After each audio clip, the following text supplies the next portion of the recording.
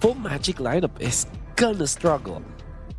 So all you need to do for RQ Hoshi is pick up Radiant Armor and Athena Shield, or Radiant Armor and Oracle. You're gonna be fine. Yeah. As soon as those some of the magic resist items gets built up here, you're going to lose a lot of your damage profile. So, you know, in a sense, like Team Spirit, I think they don't want to get to a point where they're in a 20-minute game again against RQ Hoshi here. Also, just because of the fact that, yeah, like even in Esmeralda, like it's with all those shields and just the way that Esmeralda works, might be a bit unkillable unless they're able to go ahead and lock it down and deal with Esmeralda. But then, you know, you've got a lot of tools here for RQ Hoshi's lineup that they can utilize from the early game all the way to late game. And so, yeah, you know, similar to how Team Spirit had in game one, it's like you've got a certain time this lineup is going to work for you, and you're going to be able to go ahead and execute the plan with this lineup. And hopefully they're able to do that, especially early to mid game. They had decent control over it in the last game, especially early game. They were able to go ahead but I think also some of that was just like some of those little minor mistakes that we saw from RQ Hoshi. For example, like where Dyron jumped in on the Lapu Lapu a couple times, a little miscalculated on Rinz's Farsa, but they made those adjustments really quickly as the game adjusted. Yeah. To be fair, we have not seen RQ Hoshi play in an international event for a long time. For a while, yeah. And even just actually playing in a competitive setting, it has been a long time. So probably some jitter there for Darren. But the good thing for a team as experienced as RQ is it only takes a snap of a finger and then they're back. As we've seen earlier on, like when they turned it on, Edok was just on point. They continuously won the team fights against Team Spirit. Gonna be waiting for the game to start once again, but I'm really not feeling it for Team Spirit. If they don't win the early game, you can have so many problems heading into the late game. Yeah, that's what I'm thinking, man. While we wait to jump in game here in Team Spirit, hopefully they had enough time to go ahead and come up with a plan anyway to take out or take care of Hiko, but also just positioning in general. Because I feel like as a whole, like I don't want to just keep saying that it was, you know, Hiko that the reason why they lost game one. It was more so like as a team, they seem to play, which is kind of funny because we were talking about leading in this matchup how much synergy Team Spirit's built over time, but I feel like maybe it was just like the way that RQ Hoshi was playing or the way that they were forcing some of the fights. Again, I think a big part of that is Edok's Cho, which they're still going to have to deal with. And, you know, you'll see that from a lot of Cho specialist players out there, right? Like they're really good at finding those little windows of opportunity to get those kicks off. But not just that, but also just kind of like faking people out. Like if you notice some of the best Cho players you see out there globally, it's like that's what they're capable of doing. They're able to provide vision, but then at the same time, they can actually, just with the G Kundo like combo, they're able to go ahead and like fake some people out or set things up, even without the kick, you know. And I feel like that's a constant pressure that Team Spirit's always going to have to deal with. And hopefully they've had some time as we wait to jump into the game. I think they're sorting some things out here for our players. But again, the reset has to happen pretty quickly for them to potentially get through a game 3. Yeah. He's the Cho players psyching up their opponents, right? So yeah, that happens a lot. I think that DC, if you had like straightforward deaths, you would probably be afraid of the Cho, which was literally what happened with Hiko. Yeah, I mean, we've all been there. I feel like, you know, and you know, once you get delayed on one of the traditional marksmen anyway, whether that's a Claude or a Harith here, you're focused on trying to catch back up and be that use to your team. So definitely able to go ahead and restart here. We're now in game 2 for this RQ Hoshi. Like I said, with this lineup, it will be interesting too because pressure wise, like their physical damage is good, magic damage wise too, early game. So even though we're saying Team Spirit needs to have a better early game to get things started off, if they kind of bite off too much, RQ Hoshi's damage profile is actually pretty good in the early game. Oof. Going toy. 1v1. I'm not sure if this is going to pan out here for Hiko. Oh! First blood going to the hands of Toy. That is not a good start again for Hiko here in game 2. Okay. So as we get through this game, early game already, being able to go ahead and start that is, man, Wolf, that first blood already for Toy. That was so bad. That's really, really bad because we were already talking about how Team Spirit needs the early game to get going in for them, especially this Harith. And it's if the Purify would have helped him in that situation, right? This probably wasn't. Oh my god, even Sawo's recall. I'm telling you, man, Idok's Cho. So weird. Oh man. It's scary to deal with. This is looking bad for Team Spirit, dude. I think it's the Farsight that showed that it has the priority in the mid lane, but at the same time, Kimi and Gatatkacha, they're not pushovers either. This is a very strong combo, but we'll see how they will deal with the turtle. Dealing with this turtle, it's quite low. Susagen will be able to secure it. Feathered Airstrike drop down. There's the kick from Idok. He does fall though, but it's going to be a trade. The roam for roam. Battle spells used up as well. Got the Revitalize out, and I think they're going to be happy with that. Again, objective secured for RQ Hoshi.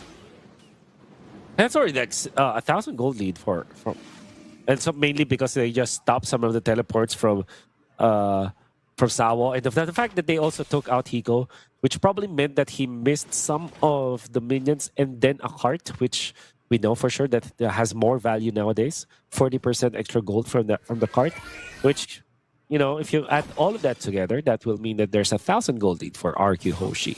He's getting gapped here too, man. He's only level 3. That's right. That kind of this 1,000 gold lead from RQ Hoshi has more value to it because it's from the gold laner. I think Idok's going to get caught out here. He does use the kick. Oh, okay. Jikundo's. Oh, he's actually able to get away. Even despite being caught in that side of the jungle and then 3 members of Team Spirit around, that is just... Hey, Idok is tough on the jungle. I'll give you that. Oh, he knows the limits, man. First 2 picks, Cho, for RQ Hoshi.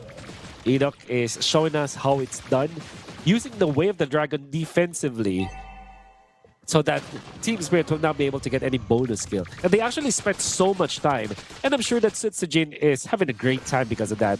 The space that Idok was able to make for his team right now is so important, especially because RQ Hoshi, they're just getting good as time goes by. The fact that they're leading at 4 minutes in with this kind of composition against Team Spirit's weak mid-game and late-game composition, this is already looking good for the Indonesian team. Wolf, the level gaps between the jungle and the gold lane are quite intense. You know, again, Hiko just level 5, Toy's nearly level 7. He was maintaining that 2-level lead for a while, and again, the junglers, 3-level gap between the junglers right now. The fight for the second turtle breaking out. Sal's going to go for the charge, the unbreakable here on Rins. Turtle's going to be secured by Susagen again. Toy with that barrage, they keep him at bay. Dyrant trying to run, gets to the turret. He's going to be fine. No one dropping down just yet. Toy doesn't have that blazing to it, but he's got the shots coming through. One shot going to be in trouble as he falls to Toy. Now Kid Bomba on the run. And they're still trying to get away from this. I'm not sure if they're going to find more. Starting up this purple buff as well. They do take that. Oh, even Idok getting in front of the back. There will be a little bit of a chase here, but Rince is going to be able to get out Idok as well through the wall.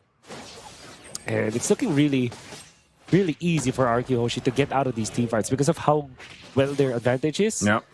They're surviving for long enough, and also it's easier for them to disengage. Yeah, they can, and you know, at this point, this is where turrets start to fall. They're able to go ahead and get things on the map too, and if they can continue on, that's troubled territory to be in, man. RQ Hoshi just finding the wins where they can here.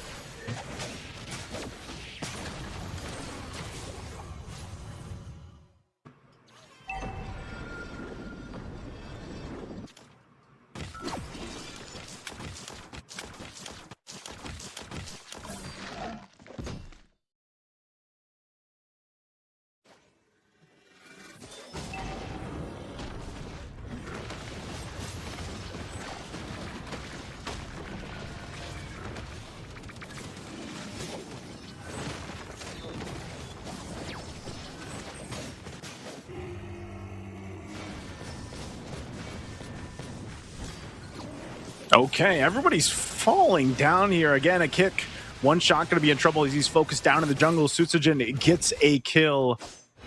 A big pickup, a big fight again for Arkyhoshi as they continue to put pressure here for Team Spirit. There we go. Just a second, Wolf will join me again. Man, Arkyhoshi not letting up. Now in the mid lane, Kid Bomba trying to hold down that mid lane. Purple buff going to be worked on here as it's taken. And now, once again, Sao falling now. Even popping the Revitalize, attraction pulse thrown out, but the Thorn Rose going to keep Sutsujin alive and a kick defensively to disengage. Wolf, welcome back. Yeah, I don't know why Kid Bomba has an orange buff, but I think he just missed it. And there was what, maybe 4 or 5 seconds where he's just walking in front of Arkyhoshi, trying to land anything. But the moment that he has his skills back on cooldown, Edok just kicked him out of there. And then another disengage from Arkyhoshi. If this game goes on and on like that, eventually this Claude will be unmanageable for Team Spirit as well as this Lancelot. So I understand why Team Spirit are so anxious to get a play whatsoever, but Arkyhoshi are just evading and only fighting in their own terms. I think this is a very smart take from Arkyhoshi. Yeah, very smart takes here. Arkyhoshi not letting up at all. That's the main thing. Playing with this advantage that they have here is working out so well for them. And I'm thinking here, man, 5,000 behind what Team Spirit can do to get back themselves into this game. But unfortunately, with plays like this, again, the way the Dragon setting things up, look how fast Kid Bomba gets taken low here. Just off of a kick. There's the Feathered Airstrike, zoning them out a little bit further. The Lord is up. Arkyhoshi fighting for that space to work with, and Sao trying to provide the vision to be able to contest against this. Still going to force it. They might still have to be careful how they approach the Lord even with this. Basawa once again jumping in. Hiko dropping down the Zombie Force, but he's also just brought so low so quick as Sutsujin picks up that kill and now going for Sawo, using that retribution to slow him down as Sawo falls. Kid Bomba could possibly be next as Toy just unleashing, and there's Eno again with the Flicker G-Kundo combo with the kick to follow. They'll find 4 Arkyhoshi taking it all. Team Spirit wanted to fight in Arky's terms once again, and they have found the same ending to that clash. Went in for the initiation onto Arkyhoshi, only to find Sutsujin as well as Rins waiting on the wings. Of course, dealing enough damage. Edok is the icing on the cake. That beautiful flicker, Jeet Kundo, the stomp to actually knock up 2 members of Team Spirit, and then Rins. Rins was not failing at all. On point with a follow Feathered Airstrike, and then that pickup afterwards, where there was an attempt for Team Spirit to get out, but Rins was just a sniper. Laser focused, laser on point against Team Spirit, and now that's a 7,000 gold lead that Team Spirit is not equipped to deal with. It will take an uphill climb for Team Spirit to get back to this game. Yeah, again, it's just a little bit of a tough situation to make work here, I feel like, in Team Spirit's situation, just because of the way things have gone. And there it is again, the kicks from Edok, able to lock down Sao. Sao gone in an instant, even as tanky as this is. Sunset level to follow, and Arkyhoshi will continue to take what they want, even under the base turret. Shield's gonna pop here. Sutsujin checked by Hiko. He's gonna have to back off, but they still have the Lord marching up top. They wanted that shield. They got it. Tier 2 in the mid, nearly down here once this waves push in. So down 2 members for another 10 seconds. Team Spirit should still be able to defend this. The Lord charges on into the top turret. Kid Bomba taking a bit of damage, sitting at half health. He'll regen back up, but still all holy shields have been taken out. A Feathered Airstrike drop down. Kid Bomba jumping in with the bravest fighter, trying to zone out what he can, and by the time that he can, he flickers. He's still going to be up though. So Team Spirit holding on to the base turrets. First pick Lapu-Lapu coupled up with the third pick Harif, and the disrespect to not ban the Esmeralda. You can see how Kid Bomba is struggling. After a quick combo against Arkyhoshi, already is half HP just because of the passive abilities of this Esmeralda. Oof. Again, fighting for the base turret. Susujin able to take down the top one now. Dyron getting caught. He might go down to the shot from Hiko, able to pick him up, and now forcing the fight again.